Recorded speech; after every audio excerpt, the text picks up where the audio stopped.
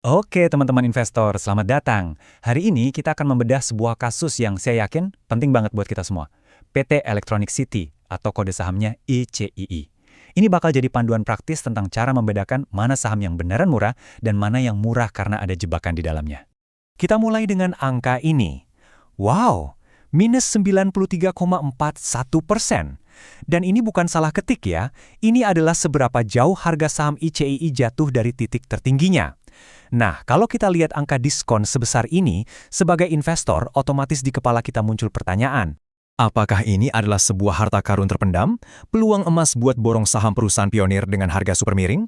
Atau jangan-jangan ini adalah value trap klasik, jebakan nilai di mana harga murahnya itu justru adalah sebuah pertanda bahaya? Yuk, kita investigasi bareng-bareng. Gini alur investigasi kita hari ini.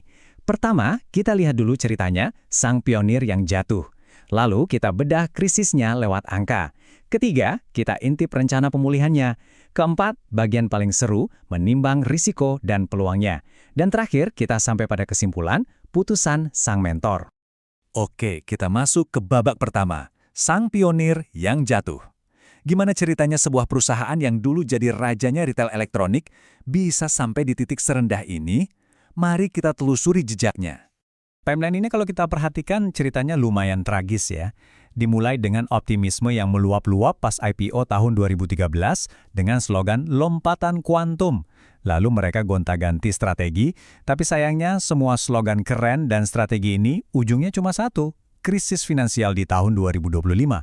Nah sekarang waktunya kita buka kap mesinnya. Kita bedah laporan keuangannya. Dari sini kita bisa lihat dengan jelas di mana sebetulnya luka terbesar perusahaan ini. Mari kita lihat.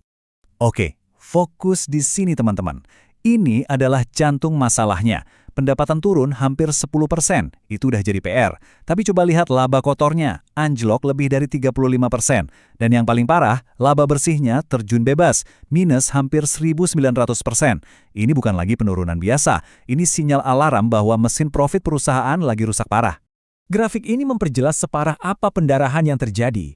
Penurunan pendapatan itu ibarat goresan di permukaan, tapi keruntuhan laba bersihnya menunjukkan ada masalah yang jauh lebih dalam.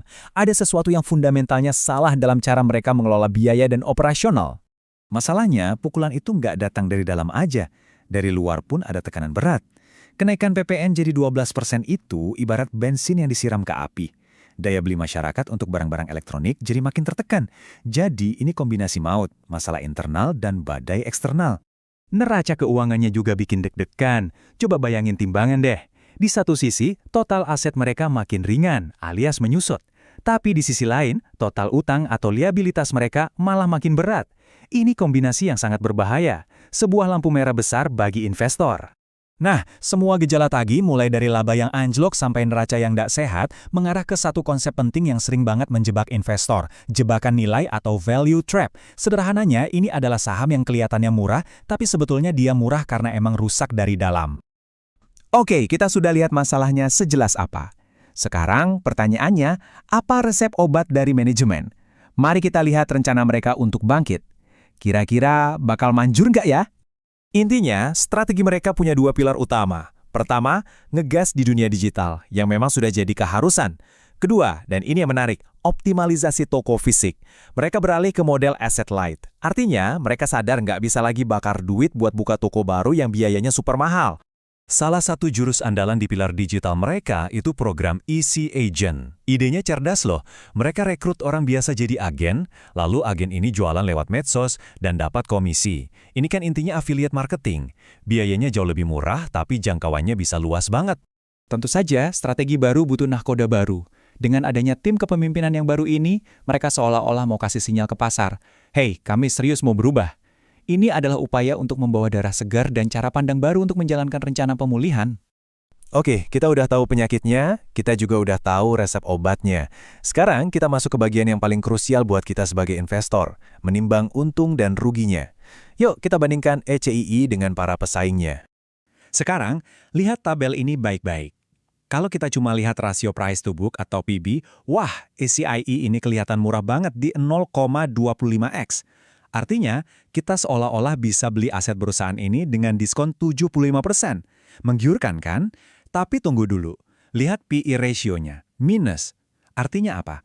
perusahaan ini masih tekor, masih rugi. Nah, disinilah letak dilemanya. Analisis SWOT ini merangkum dilema AJIA dengan sempurna. Mereka punya kekuatan, yaitu merek yang sudah dikenal. Tapi kelemahannya fatal, mesinnya boros dan nggak menghasilkan untung. Ada ancaman berat dari kompetitor e-commerce, tapi di kolom peluang ada secercah harapan dari model AJIA Agent tadi. Ada satu lagi lampu kuning dari sisi teknis, likuiditas. Saham yang beredar bebas untuk publik itu cuma 12,5%. Artinya apa? Sahamnya nggak liquid. Kalau kita mau beli atau jual dalam jumlah besar, bisa jadi susah. Dan harganya pun jadi rentan banget sama fluktuasi liar. Ini perlu dicatat. Oke, kita sudah kumpulkan semua potongan puzzle-nya, yang bagus maupun yang jelek. Sekarang, kita sampai di bagian akhir. Apa kesimpulan dan poin-poin kunci yang harus kita pegang sebagai investor? Nah, ini dia kalimat kuncinya. Fokus utama mereka di 2026 itu bukan ekspansi gila-gilaan, tapi efisiensi. Prioritasnya adalah balik lagi jadi untung. Pikirkan ini sebagai survival mode. Mereka mau beresin rumah mereka dulu sebelum mikir mau bangun garasi baru. Jadi, rangkumannya untuk Anda begini. Sisi pesimisnya atau bear case-nya, perusahaan ini lagi sakit parah, biayanya tinggi, persaingan juga ketat. Tapi di sisi optimis atau bull case-nya, valuasinya murah banget dan ada rencana pemulihan yang jelas dengan tim baru. Terus gimana? Kuncinya ada di satu metrik ini, margin laba kotor. Pantau angka ini di laporan keuangan berikutnya. Kalau angka ini mulai membaik, itu sinyal positif pertama bahwa kapal ini mungkin mulai berbalik arah. Dan ini membawa kita pada pertanyaan terakhir yang saya kembalikan kepada Anda. Setelah kita menimbang semua risikonya, semua potensinya, pertanyaannya adalah, apakah Anda pribadi percaya pada kisah pemulihan ECII ini? Jawabannya ada di tangan Anda masing-masing.